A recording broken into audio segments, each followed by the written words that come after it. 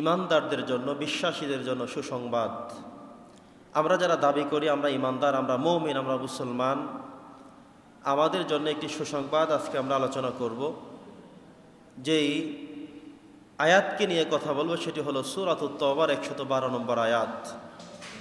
সূরাতুত তাওবার 111 নম্বর আয়াতে আল্লাহ সুবহানাহু ওয়া তাআলা ঈমানদারদেরকে লক্ষ্য করে কিছু গুরুত্বপূর্ণ কথা বলে 112 নম্বর আয়াত মানে তার পরবর্তী আয়াতের মধ্যে এই ঈমানদারদের 9টা কোয়ালিটি, 9টি বৈশিষ্ট্য আল্লাহ সুবহানাহু ওয়া তাআলা কোরআন কারীমে উল্লেখ করেছেন। আজকে আমরা সেই 9টি বৈশিষ্ট্য জানবার চেষ্টা করব, যে বৈশিষ্ট্যগুলো আমাদের মধ্যে কোন কোনটা আছে, কোন কোনটার গ্যাপ আমাদের রয়ে গেছে, কোন কোনটা আমি নিয়মতান্ত্রিকভাবে মেনে চলছি, কোন কোনটা আমি মেনে চলি না।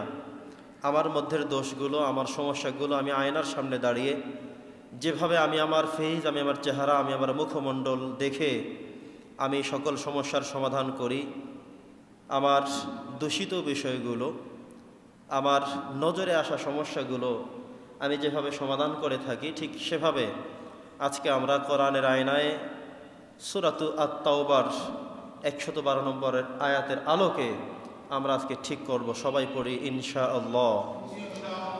প্রিয় সুধী, সূরাতু আত-তাওবার 111 নম্বর আয়াতের মধ্যে আল্লাহ চমৎকার করে একটি কথা বলেছেন। আল্লাহ বলছেন, ইন্নাল্লাহা আশতারা মিনাল মুমিনিন, আমি ঈমানদারদের সাথে একটা ব্যবসা করতে চাই।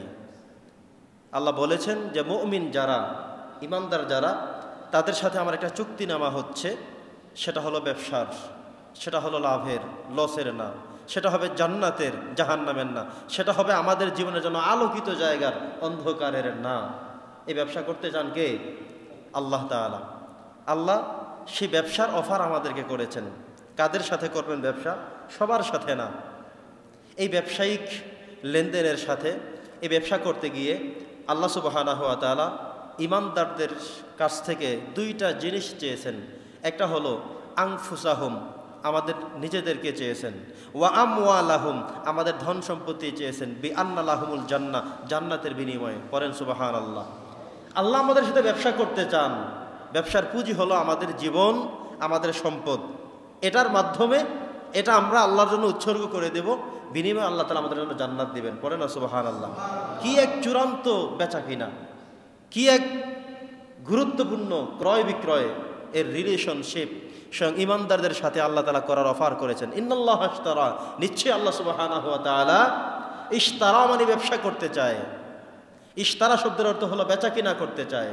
মিনাল মুমিনিনা, মুমিনদের সাথে, আনফুসাহুম, মুমিনরা তাদের জীবন বিক্রি করবে, ওয়া আমওয়ালাহুম, তাদের সম্পত্তি দিবে, জীবন দিয়ে, সম্পদ দিয়ে, সব আল্লাহর জন্য উজাড় করে দিয়ে। কেন দিবেন? আল্লাহ বলছেন বিআন্না লাহুমুল জান্নাহ, আমি দিব জান্নাত, তারা দিবে তাদের জীবন, তারা দিবে তাদের সম্পদ, অর্থ করি। সুবহানাল্লাহ। তাহলে এই বেচা কিনা, এই ব্যবসার জন্য আমরা প্রস্তুত আছি কিনা? কথা বলেন, আমরা প্রস্তুত আছি কিনা? আমরা আমাদের জীবন দিয়ে, আমরা আমাদের সম্পত্তি দিয়ে, আমাদের জীবনের মালিক কে? আল্লাহ তাআলা। আল্লাহ জীবন দিয়ে আল্লাহ আমার জীবনটা চেয়েছেন যে তোমার এই জীবনকে আমি আল্লাহর জন্য উৎসর্গ করো। নাম্বার 2, আমাদের যত সম্পত্তি, টাকা পয়সা, অর্থকড়ি, ধন সম্পদ, ঘর বাড়ি, জায়গা জমি, এগুলো আল্লাহ তাআলা দয়া করে আমাদেরকে দিয়েছেন। ঠিক নয় কি? আমার মতো অনেক মানুষ এমন ব্রেনি, বুদ্ধি, আকল, জ্ঞান, আমার থেকে ভালো বোঝেন, আমার থেকে ভালো জানেন, আমার থেকে ভালো দক্ষতা তার আছে, আমার থেকে বেশি ক্যাপাসিটি সে জানে, কিন্তু আমার টাকা পয়সার কাছে ধারেও তিনি নাই, আমার জায়গা জমির পাশেও তিনি আসতে পারছেন না, আমার ব্যবসার সাথে তিনি কোনো তুলনাই করতে পারছেন না, অথচ তার জ্ঞান, বুদ্ধি, মেধা, ইজ্জত, সম্মান কোনোটাই কম না।